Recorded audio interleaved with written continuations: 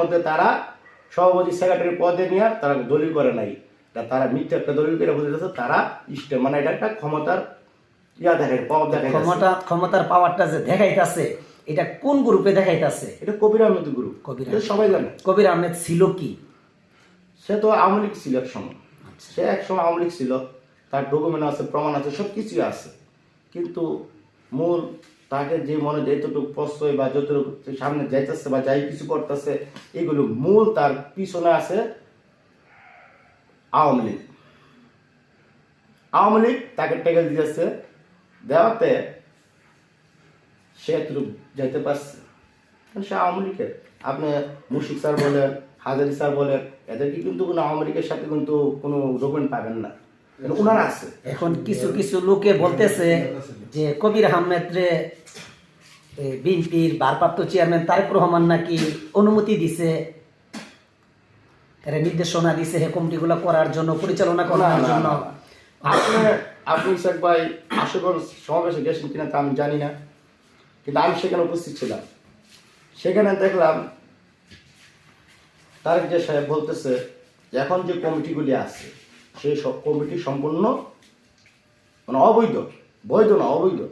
এমনকি যারা ব্যানার করছে বা ছবি লাগাইতেছে, পোস্টার লাগাইতেছে, ঠিক আছে, এই জন্য না লাগায়, কারণ এটা মানে একটা ছবি দিয়ে পায়ে তুলে বাতাছে, এরকম এরকম হইতেছে, এটা একটা মানুষের জন্য ইও না করে, মানহানি না ইয়াদুল না করে। তো এইগুলি বন্ধ করার জন্য বলছে। এখনো বলছে যে দেশে আসার পর উনি হয়তো আম্মা আসবে, আসিয়া যখন অনুমতি দিবে তখন কমিটি গঠন করা হবে, তার আগে নয়। কিন্তু তারা কমিটি গঠন করতেছে, তারা ক্ষমতা দেখাইতেছে, তারা প্রভাব দেখাইতেছে, তারা জনমত বেশি দেখাইতেছে। আসলে এগুলি তো জনমত যেগুলি দেখতেছে ছোট ছোট মানে ভোটারও নাই, হিন্দু বা বিভিন্ন ধরনের যারা আছে, মানে ময়মুরবি লোক দেখা যায়। আমরা তো শ্রমিক দলের। জি আচ্ছা, এখন আপনারা শ্রমিক দলের পক্ষ থেকে এখন কারে চান? কবির বইয়ের চান না মুশিবুর রহমানটা চান না হাজারিরা চান? আপনারা কারা? আমি মনে করি যে হাজারি স্যার আসলো ভালো, মুশিক স্যার আসলো ভালো, দুজনই কিন্তু ব্যক্তি হিসেবে ভালো। তো ব্যক্তি যদি ভালো না হয় দলে কোনো কিছু ভালো হয় না। কিন্তু আমি মনে করি কবির আহমেদ ব্যক্তি হিসাবে তেমন একটা ভালো না। কেননা তুই সেই ব্যক্তি হিসেবে ভালোই তো, তাহলে মুশিক স্যার আছে, শ্যামল স্যার আছে, মানে হ্যাঁ উনি আছে, তারপরে ইয়ে আছে, শ্যামল স্যার আছে, তারপরে হাজারি স্যার আছে, এদের সাথে একটা মানে অন্তরঙ্গ একটা সম্পর্ক গড়া লইলে। কিন্তু উনি যে ব্যক্তি হিসেবে ভালোই তো, তাহলে উনারা হ্যাঁ তাহলে তো ওনার সাথে একটা সম্পর্ক অন্যরকম হইতো। যেহেতু সম্পর্ক অন্যরকম নাই, অন্তরঙ্গ নাই, তাহলে বোঝা যাচ্ছে উনি ব্যক্তি হিসেবে ভালো না। রাজনীতি করতে গেলে আমার প্রতিদ্বন্দ্বী যারা আছে তাদেরকে ভালোবাসতে হবে আগে, তাদেরকে ভালোবাসতে হবে, সে আমাকে ভালোবাসুক না বাসুক। কিন্তু ওনার মধ্যে তো এই জিনিসটা নাই, কিন্তু ওদের মধ্যে আছে কি, যে জেলা পর্যায়ে যে সভাপতি প্রয়োজনে কবির আহমেদকে দেওয়া দেওয়া হোক, এরকম কথাবার্তাও বলছে বা শ্যামল ভাই বা আরও অনেকজন বলছে। কিন্তু এইটা কিন্তু কবির আহমেদের মধ্যে নাই। যদি থাকতো তাহলে যে ভালোবাসা একটা বিনিময় করতে হয়, কিন্তু এই ভালোবাসাটা বিনিময় করে নাই, তাহলে সে কী চায়? ঠিক আছে, এখন রাজনীতি করতে গেলে দেখা গেছে কোনো কোনো জায়গার মধ্যে প্রভাব হারান লাগে। এখন কি সে তার ব্যক্তিগত প্রভাব হারাইতেছে না দলীয় কোনো প্রভাব হারাইতেছে? শুনুন, 5ই আগস্ট আমরা যখন আন্দোলন হয় তখন এখানে কিন্তু একটা মন্ত্রীর একটা ছবি ছিল, ঠিক আছে, ওই ছবিটা কিন্তু সবার আগে আমি ভাঙছি, যে লোক ফাঁসি হোক জাহেদ আমার হবে নাকি। তো প্রথমে আমি বলছি যে কবির আহমেদ যারা আন্দোলন করছে মানে দুদিনের পাশে ছিল না, হ্যাঁ হ্যাঁ তাদের পাশে ছিল না, এমনকি তাদেরকে পাশে পাবে না। কেন পাবে না? আপনি যখন আমার বিরুদ্ধে থাকবেন অবশ্যই আমি আপনার বিরুদ্ধে থাকবো।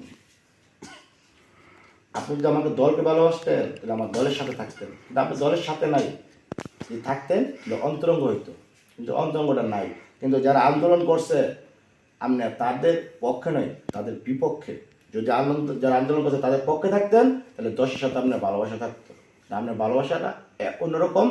আর মুশিক স্যার শ্যামল স্যার যাদের আছে তাদের ভালোবাসা হচ্ছে আরেক রকম, হাজারি স্যার এদের ভালোবাসা মিললে আপনার ভালোবাসা। এখন যদি ইনকেস নির্বাচন হয়, দল ক্ষমতা আসে, কে আসলে ভালো হবে?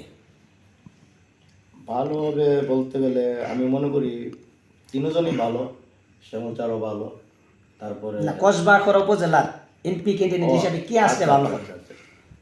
মুশিক স্যার আসলেও ভালো, হাজারি সাহেব আসলেও ভালো, ব্যক্তি হিসাবে ভালো। আর কবির সাহেব আসলে?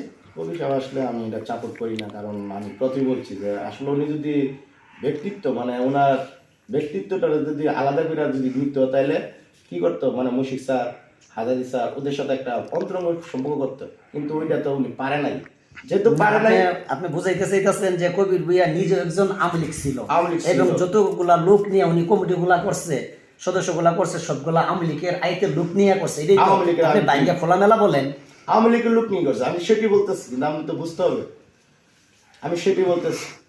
মূল ওনার পিছে ঘাঁটি প্রথমে বলছি আওয়ামী লীগ, যেহেতু আওয়ামী লীগের ইশারা সে লড়তেছে, চলতেছে, এদিকে যেতেছে, যদি সে প্রকৃতভাবে সে মানে বিএনপি হতো, জাতীয়বাদী বিএনপি দল হতো, তাহলে তাদের সাথে অন্তরঙ্গ থাকতো, যে সে অন্তরঙ্গটা কিন্তু মূল বিএনপি জাতীয়বাদী মানে এদের সাথে কিন্তু নাই। আচ্ছা, এই যে জাতীয়বাদী দল বিএনপির ভারপ্রাপ্ত চেয়ারম্যান তারেক রহমান কি বলে সাক্ষাৎকার এবং কথাগুলো তো শুনেন, অবশ্যই যে বিএনপি দলের মধ্যে যে ওই দুর্নীতি করুক না কেন, দলের ভাবমূর্তি নষ্ট করুক না কেন, যে সে দলের নেতা হোক আর কর্মী হোক, কাউকে কিন্তু ছাড় দেওয়া হবে না, না। আইনের আওতাভুক্ত আনা হবে। তাহলে সে কিভাবে এই দুর্নীতিগুলো করতেছে? সেই জন্যই তো বললাম, এই যে আশুগঞ্জে স্যার তো বই দিল যে ব্যানার বা যে কমিটি গঠন হয়েছে এগুলি সবই অবৈধ, ঠিক আছে, এগুলো অবৈধ, এটা তো বইলে লিখছে। তো বলাতে তো এখন কিছুটা বুঝতে পারছেন না, আসলে মূলত আমরা বিএনপি কেউই না, বিএনপির বাইরে আমরা বিএনপি না। যদি বিএনপি হইতাম তাহলে হয়তো বলতো যে আপনারা এগুলি এভাবে এটি বন্ধ করেন, কিন্তু বলছে কি অবৈধ বলছে, ঘোষণা দেয় নাই। তো ঘোষণা না দেওয়ার আগে যেহেতু আপনারা কমিটি গঠন করছেন, ব্যানার লট ফেলেছেন, তো অবশ্যই আপনার আমাদের যে বিএনপি জাতীয়বাদী দলের যে চেয়ারপারসন তারেক জিয়া সাহেব, উনি হয়তো জানতো না, এখন জানছে। আর এরা মনে করছে কি যে আমাদের স্যার অনুমতি দিয়ে দিচ্ছে, জন্য এরা কমিটি করতেছে, ব্যানার করতেছে, এই করতেছে, সে আসলে কিছুই না। এটা কি মূল দল বিএনপি জাতীয় দলের ভাবমূর্তি নষ্ট করার জন্য এগুলি করতেছে।